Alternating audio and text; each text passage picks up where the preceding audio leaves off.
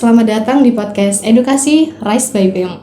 Hari ini kita bakal membahas topik yang sebenarnya sering terjadi di sekitar kita, namun masih sering dianggap sepele, yaitu mengenai catcalling. Nah, sebelum masuk ke pembahasan, aku mau menyapa terlebih dahulu nih, dan mengucapkan terima kasih kepada pemateri kita pada pagi hari ini. Selamat datang Ibu Rosita Indrayati SHMH, selaku perwakilan dari Satgas Pencegahan dan Penanganan Kekerasan di lingkungan perguruan tinggi, khususnya di Universitas Jember. Oke, selama ini kan berarti yang terlibat langsung dalam penanganan kasus-kasus kekerasan atau pelecehan di lingkungan kampus maupun masyarakat yang aktif itu adalah Satgas PPK. Nah, terima kasih banyak ya Ibu sudah berkenan hadir dan juga berbagi perspektif di podcast kali ini. Sebelum membahas mengenai fenomena catcalling lebih dalam lagi, saya akan menjelaskan terlebih dahulu mengenai fenomena catcalling. Catcalling sendiri itu masih sering banget dianggap hal yang biasa.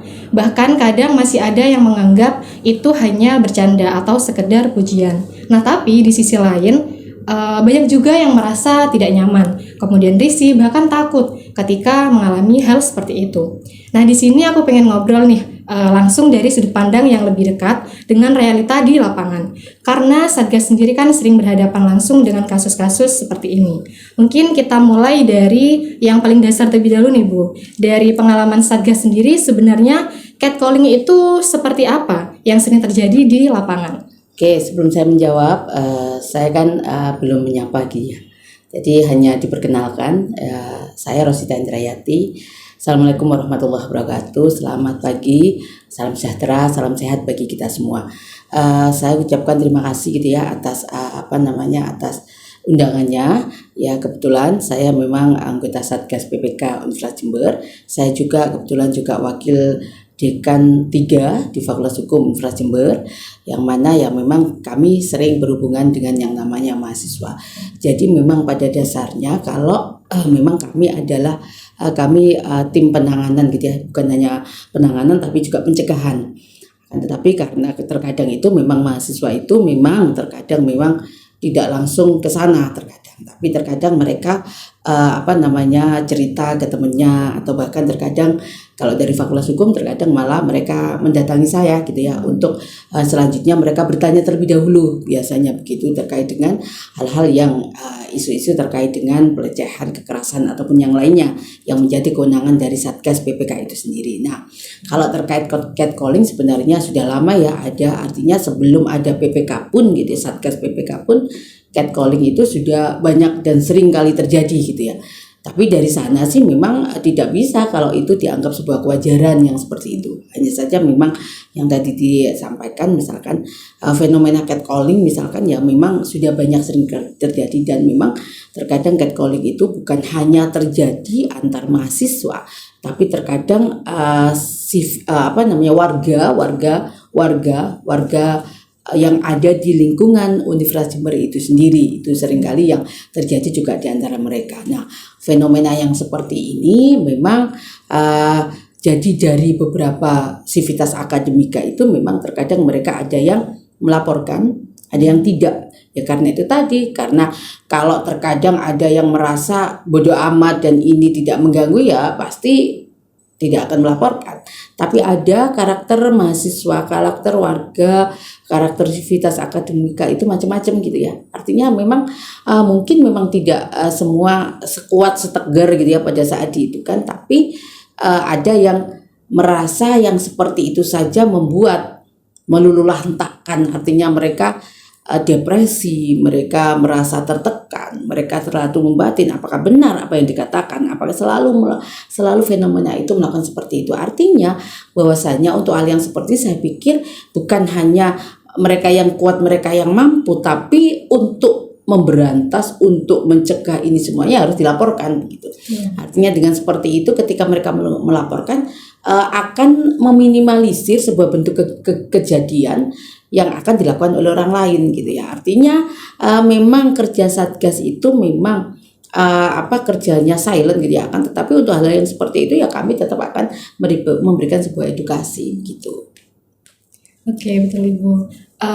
Sebenarnya Bu, ketika kebanyakan orang mengalami kasus catcalling itu apakah mereka itu sadar ya kalau mereka sedang mengalami bentuk pelecehan, atau justru masih banyak yang menganggap hal itu tuh ya sudah hal yang biasa, hal wajar seperti itu. Oke, saya sampaikan tadi. Jadi memang ada beberapa mereka yang sadar atau ada beberapa yang menganggap hak itu ada gurauan atau bahkan gitu ya.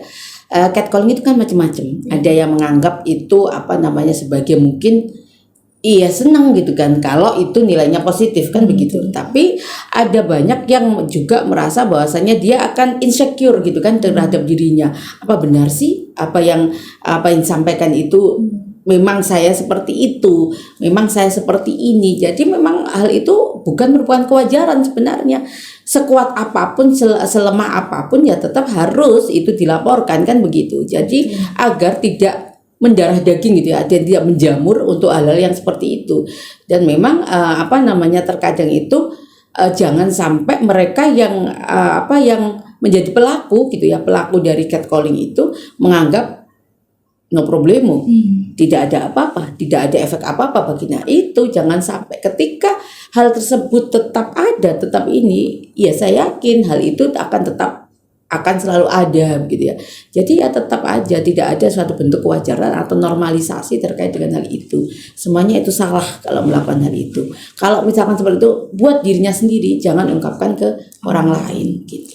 Betul. Kalau melihat dari kasus-kasus yang pernah ditangani oleh Satgas sendiri Bu, biasanya laporan atau bentuk dari catcalling itu seperti apa? Apakah hanya sebatas verbal saja atau ada pola tertentu nih yang sering muncul? Jadi yang sebenarnya yang banyak kami terima laporan itu ya memang bukan hanya verbal gitu ya. Artinya bukan hanya ya memang ada yang secara langsung, misalkan artinya secara langsung berarti dia tahu gitu ya siapa yang melakukan, siapa yang ini. Tapi terkadang juga dalam bentuk-bentuk nonverbal, artinya dalam bentuk chat, dalam bentuk hal itu juga malah banyak yang seperti itu. Akan tetapi kalau misalkan memang kami tahu dan memang pelaku itu bisa dilihat, bisa dicari, kami akan mencari. Apalagi kalau itu merupakan bagian dari Universitas Jember, akan kami cari. Tapi kebanyakan juga terkadang mereka mendapati hal-hal itu, mereka pun tidak tahu siapa yang melakukan. Kalau bentuknya chat, bentuknya ini itu kan seringkali seperti itu. Di medsos, di ini itu seringkali seperti itu. Nah itu kita itu agak sedikit kesusahan ketika memang yang melakukan itu memang di luar dari radius dari kewenangan kami gitu ya. Akan tetapi kami untuk hal yang seperti itu kami akan memberikan edukasi, memberikan penanganan secara psikis kalau seandainya korban itu juga mengalami benturan secara psikis misalkan. Jadi kami lebih aware ke korbannya. Tidak usah terlalu mikirin pelakunya kalau memang pelakunya susah untuk dicari. Tapi kalau seandainya pelakunya itu tahu dan setiap kali ini ada dan memang terkadang seperti itu gitu ya. Memang terkadang itu sebenarnya kita panggil gitu ya. Kalau misalkan tidak bisa memanggil mereka, kita panggil atasannya. Karena memang terkadang itu mohon maaf di lingkungan Universitas Jember ini kan ada banyak pekerja yang melakukan buruh bangunan, mohon maaf. Terkadang juga pekerja-pekerja yang melakukan pekerjaan kontrak dengan ini misalkan cleaning service misalkan, itu ya kita panggil. Yang kita panggil pertama itu justru bukan mereka terlebih dahulu, tapi mereka kita panggil, tapi atasan mereka juga kami panggil. Mereka kan punya atasan gitu ya. Artinya setelah mereka, dan beberapa yang untuk mereka yang seperti itu hampir berapa persen ya, lebih dari 50% itu mereka tidak memahami kalau hal itu tidak diperbolehkan. Itu ada yang begitu, mereka tidak memahami kalau hal itu tidak diperbolehkan. Oke, fine, akan kita edukasi, tapi tetap kita panggil atasannya. Artinya atasannya langsung misalkan kontraktornya atau apa itu kami berikan edukasi itu salah. Jadi sehingga mereka akan memberikan sebuah, mohon maaf, tekanan sedikit kepada para pekerjanya untuk tidak melakukan hal seperti itu lagi. Makanya kita harus banyak melakukan sosialisasi agar tidak ada lagi pelaku yang mengatakan kami tidak tahu kalau itu salah. Jangan sampai seperti itu. Apalagi kalau misalkan itu pelakunya mahasiswa, saya yakin mereka paham. Karena di kami juga, kami selalu melakukan sosialisasi dalam bentuk media sosial ataupun secara langsung pada saat mereka masuk menjadi mahasiswa di Universitas Jember. Jadi tidak ada lagi kata kami tidak tahu, kami tidak mengetahuinya. Nah itu sebenarnya. Oke, jadi bisa jadi pelaku itu bukan hanya dari dalam, artinya dari mahasiswa sendiri, tapi ada banyak masyarakat yang juga terlibat atau masuk di dalam area kampus. Seperti itu ya, Bu. Kemudian kalau dari dampaknya sendiri, Bu, dari korban pasti akan merasakan entah dia menjadi lebih introvert mungkin, Bu, atau jadi seperti apa dampaknya di psikis yang mungkin bisa dibaca gitu dari Ya. Satgas sendiri. Oke, saya katakan itu tadi, korban itu karakternya macam-macam. Ada yang dia kuat, artinya ya sudah nggak menginginkan ini, tapi dia melaporkan hanya untuk memberikan sebuah edukasi bahwasanya ini loh Bu, harus ada sebuah pelaporan, harus ada penindaklanjutan terkait dengan hal ini. Itu harus, itu mereka juga kadang melaporkan, tapi tidak jarang banyak juga mereka yang mengalami itu akhirnya ada benturan psikis. Itu juga ada gitu loh. Apalagi ketika mereka yang memang ada permasalahan tersendiri misalkan dengan kepribadiannya atau ada permasalahan yang lain, sehingga mudah sekali mereka terkena benturan kalau walaupun hanya ngomong catcalling yang seperti itu. Sehingga kami di sini Satgas menyampaikan tidak ada toleransi terkait dengan hal itu. Kalau memang mereka butuh untuk kami edukasi terkait dengan korban yang mengalami itu. Kami akan melakukan beberapa penanganan khusus yang mana kami juga ada kerjasama dengan psikolog dan yang lainnya. Ada nggak Bu yang seperti banyak gitu ya, artinya ada. Kalau itu sering kali terjadi, akhirnya kalau misalkan itu bentuknya kecil aja dia merasa sangat besar sekali. Jadi beda dampak setiap korban itu berbeda. Manakala dianggap kecil bagi korban lain, belum tentu pada korban yang ini. Jadi kita harus aware terhadap yang seperti ini. Betul, jadi dampaknya di setiap orang pasti akan berbeda-beda karena juga tekanan dari setiap orang itu juga berbeda-beda, seperti itu. Kemudian Bu, kadang kan kalau di masyarakat umum nih, catcalling itu sesuatu hal yang ya udah biasa saja, wajar saja. Nah, menurut Ibu nih, apakah ada faktor kebiasaan ya atau budaya yang membuat orang tuh akhirnya menganggap ini harus sesuatu yang biasa saja gitu? Sebenarnya kita nggak boleh ya menyalahkan sebuah budaya gitu ya. Budaya itu bagus kalau kita memaknai sebuah budaya itu hal yang positif gitu ya. Jadi sebenarnya tidak ada ngomong budaya gitu ya. Itu ya hanya ya mereka memang melakukan, yaitu tadi saya katakan terkadang mereka tidak tahu gitu kan, mereka nggak tahu melakukan itu, dianggap sebagai sebuah percandaan, guyonan atau ini. Tapi terkadang ya mereka tahu gitu kan. Yang lebih parah itu ketika mereka tahu tapi mereka tetap melakukan. Nah itu sebenarnya bukan budaya gitu ya. Artinya terkadang itu pengaruh-pengaruh media sosial, pengaruh-pengaruh yang lain, atau terkadang itu memang ketidaksukaan tanda kutip terhadap yang bersangkutan. Itu juga ada juga yang orang yang merasa bahwasanya dia sangat puas ketika sudah melakukan itu, berarti kan itu penyakit gitu kan. Artinya ketika dia merasa puas, selalu sering melakukan, berulang-ulang melakukan kepada orang lain, bukan hanya satu orang misalkan, kami menganggap bahwasanya itu penyakit gitu ya. Artinya yang harus disembuhkan bukan hanya korban tapi pelaku juga harus disembuhkan. Jadi biar tidak menjadi sebuah, yaitu tadi dikatakan budaya yang seperti ini bagi dia, bukan bagi masyarakat gitu. Jadi kebudayaan itu sebenarnya nilai positif ketika lahir dari sebuah memang yang ini, tidak ada membuat nilai negatif seperti hanya kebiasaan, bukan kebudayaan, tapi itu merupakan kebiasaan yang dilakukan mereka untuk mencapai sebuah kepuasan tersendiri pada diri mereka. Ada kan karakter yang senang sekali ketika melakukan seperti itu, ada gitu. Oke, nah menurut Ibu sendiri nih, apa sih hal yang paling dibutuhkan saat ini dalam rangka untuk mengurangi kasus-kasus catcalling seperti itu? Ya itu tadi, kalau mengurangi, kalau ada tindakan seperti itu laporkan. Itu salah satu bentuk sebuah upaya pencegahan gitu ya. Apalagi sosialisasi, apalagi edukasi, mengatakan, atau kalau misalkan sudah parah nih, berikan dia sanksi. Kalau misalkan sudah parah, sanksi minimal apa sih, diawasi. Kalau misalkan itu memang tahu gitu kan ya, artinya kami dia merupakan bagian dari warga Universitas Jember, ya kita akan berikan pengawasan. Dalam bentuk pengawasan itu sampai berapa lama, kalau dia memang masih menunjukkan hal yang seperti itu, ya akan dikenakan sanksi yang lebih berat dari sebelumnya begitu. Tapi kalau misalkan itu bukan orang yang kita tidak tahu, kami tidak bisa menangani itu ya.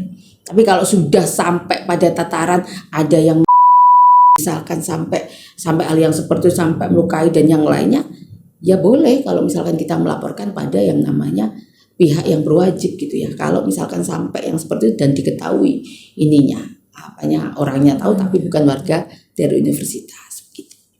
Nah, biasanya sendiri Bu, kalau korban yang mengalami catcalling itu kan kebanyakan takut untuk melapor. Nah, gimana sih caranya untuk kita tuh memastikan bahwasanya tidak apa-apa lo lapor, aman lo untuk lapor itu, seperti itu? Saya pikir kalau warga UNED itu paham ya, artinya paham kalau ketika mereka melapor itu pun segala bentuk identitas dan apa yang terjadi itu hanya kami yang tahu. Saya yakin semuanya tahu bahwasanya kerja kami itu bukan kami mengumbar selalu melakukan ini, bahkan hasil dari apa yang ini sanksi dan yang lainnya itu ya kami serahkan kepada pimpinan gitu. Tapi sejauh mereka mau melapor, kami selalu melindungi terkait dengan kerahasiaan itu selalu kita pegang. Jadi tidak ada alasan mereka sebenarnya tidak untuk menghubungi. Atau kalau misalkan mereka takut gitu kan, namanya orang takut itu kan tidak ada yang namanya kamus atau rumusnya gitu kan. Orang takut bisa melalui temannya gitu kan ya. Artinya siapa yang diceritakan, dia yang akan membantu untuk melaporkan dan mendampingi terkait dengan hal itu.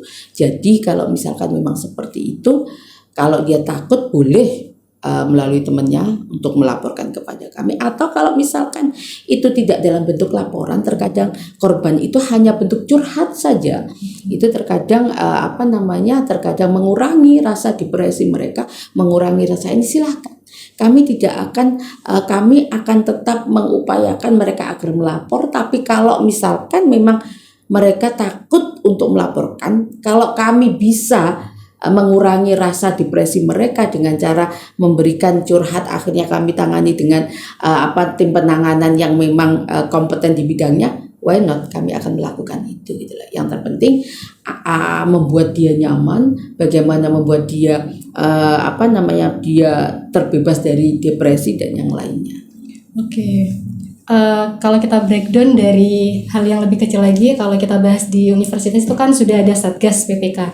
Nah, di FEB UNED sendiri sudah ada dari Departemen Pemberdayaan Perempuan, di mana kami memiliki salah satu program kerja yang bernama BEM Safe Talk. Nah, di situ kami mewadahi teman-teman yang mungkin ada keluhan, terus juga pernah melakukan atau mengalami sesuatu yang kurang mengenakan di area Fakultas Ekonomi dan Bisnis. Teman-teman bisa melaporkan melalui kami. Kami sudah ada call centernya gitu Bu. Jadi kami mewadahi teman-teman yang mungkin mau curhat gitu atau pernah melakukan sesuatu hal yang kurang mengenakan di area kampus. Jadi teman-teman bisa menghubungi kami. Ada call centernya juga, nanti akan kami cantumkan juga di sini. Saya izin menyampaikan kesimpulan dari pembahasan kita pada pagi hari ini. Dari semua yang sudah dibahas tadi, kelihatan ya bahwasanya catcalling itu bukan hanya soal kata-kata, tapi juga soal bagaimana kita memperlakukan orang lain di ruang publik. Dan sesuatu yang sering dianggap hal kecil itu ternyata bisa mempunyai dampak yang cukup besar bagi korban. Sebagai penutup, mungkin hanya itu saja yang bisa saya sampaikan. Terima kasih untuk rekan-rekan semua sudah mendengarkan podcast perdana kami. Mungkin itu saja. Ini Bu dari closingan untuk kabinet kami. Kami ada yel-yel semacam yel-yel gitu Bu. Kalau saya bilang Kabinet Restorasi Karya, bermakna berdaya, restorasi berkarya. Gitu ya Bu. Sudah siap Ibu? Oke. Kabinet Restorasi Karya, bermakna berdaya, restorasi berkarya. Terima kasih. Wassalamualaikum warahmatullahi wabarakatuh.